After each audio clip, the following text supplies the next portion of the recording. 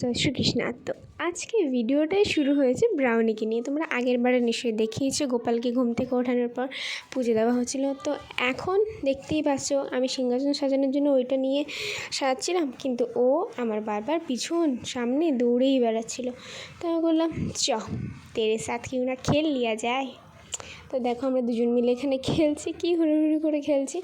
তো খেলাধুলা হয়ে যাওয়ার পর আমি যেই আবার সিংহাসনের দিকে গেলাম, ও আবার আমার পিছন পিছন গেছে। দেখো সে তো কেন বারান্দায় তো যাবেই না, দেখছে কোথায় যাচ্ছে ওইটাকে নিয়ে। দেখতে পাচ্ছ আমার তো ভয়ও লাগছে যেন আমার পায়ে চিড়ে ঠিড়ে না দেয়। আবার কি বলবো, বাচ্চা মানুষ। ও দেখেছো গিয়ে ওখানে আবার দেখছে আমি কি করতে যাচ্ছি, বসে গেল।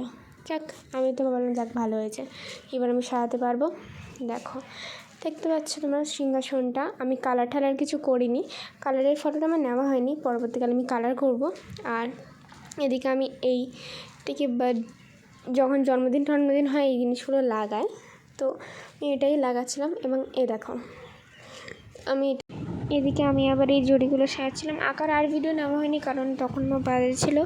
এখন মা দুধে একবার জল দিচ্ছে এবং পায়েসও বসিয়েছিল, তাই এবার ফ্রিজ থেকে সব সবজি টবজি বার করে সব কাটার জন্য সব রেডি করছিল মা। আর একবার করে দুধটাকে নাড়িয়ে আসছিলো এবং একবার করে আমাকে দেখতে আসছিলো যে আমি কি করছি।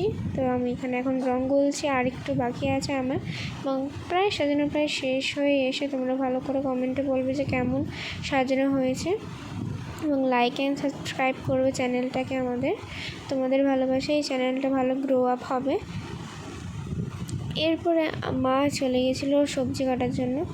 অনেক সবজি কাটার পর তারপরে গোপালের জন্য ভাজাভুজি করতে গিয়েছিল। দেখতেই পাচ্ছ কত সবজি।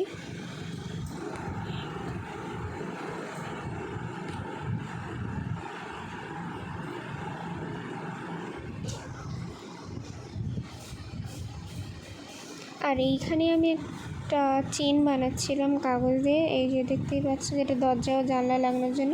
এবং নানা রকম ভাজাভুজি মা এখানে ভাজাভুজি করার জন্য আর কি সবজি কেটে ফেলেছিলো। এবং পায়েসে প্রায় হয়ে এসে কাজু কিশমিশ সবই ভেজানো ছিল। এখানে মা ভেন্ডি ভাজছে এবং পরে চিচিঙে ভাজছিলো গোপালকে খাবার দেওয়ার জন্য। এবং শেষে সব কিছু হয়ে যাওয়ায় আমি দেখাচ্ছিলাম যে দেখো কলা ভাজা, ভেন্ডি ভাজা সব কিছুই ছিল। এখানে আবার মা চিচিঙে ভাজা করছে এবং আলু গাজর সবই ভাজছে। এবার ময়দাও মেখেছিলাম একটু লুচি করে দেওয়ার জন্য। এখানে দেখো সব রকম ভাজাভুজি, গোপালের জন্য অল্প সাদা ভাত, এবং গোপালের লুক পুরো কমপ্লিট হয়ে গেছিলো। এবং এখানে মা ডাব কাটছিল এবং মাঝে মাঝে বলছিল যে মেয়েরা সবই পারে। ঠিক আছে, এমনি বলতে মা ডাব কাটছিল এবং খুবই তাড়াতাড়ি